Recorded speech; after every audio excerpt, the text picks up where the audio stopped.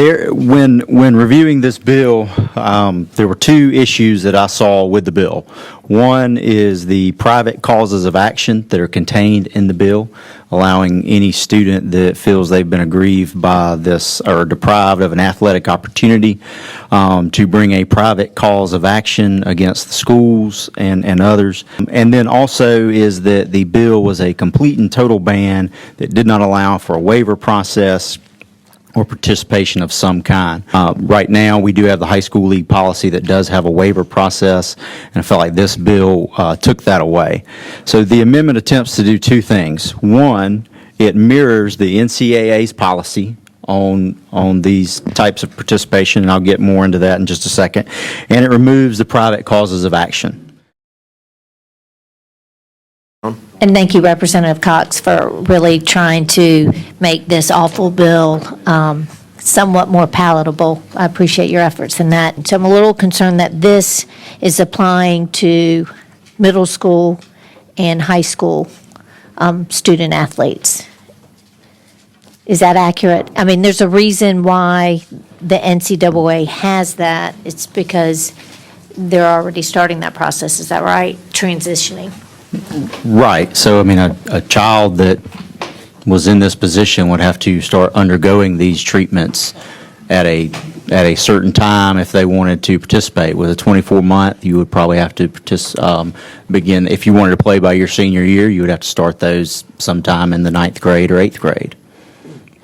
So yes, it would. If there was a child that wanted to, and their parents wanted to avail themselves of this, they would have to start that at a certain age to be eligible. Thank you, Representative Bernstein. Representative Johnson has a question for Representative Cox on the amendment. Because the problem that I have with the amendment is we're dealing with middle school and high school children, correct? Correct. What your amendment applies to. The amendment, the exception appears to promote hormone therapy in middle school and high school children. So that is my concern with this exception. I support the bill, the original bill, but this exception, that's why I'm asking the question, what was your reason? Because it seems to promote this hormone therapy. And hormone therapy, when it comes to middle school children, high school children, I have middle school children, I have an elementary school child, too young to electively be going through hormone therapy. So if you would. And I don't disagree with, a parent discussing that with their child, their doctor, and trying to get it.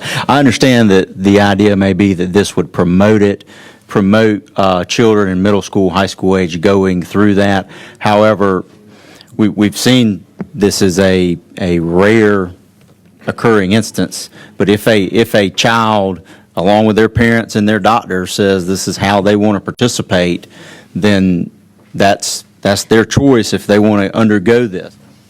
My concern is the middle school children, the high school 9th graders, 10th graders, 11th graders, with how this exception. So anyway, I don't support your amendment. I just wanted to kind of point that out, the problems that I saw with your amendment.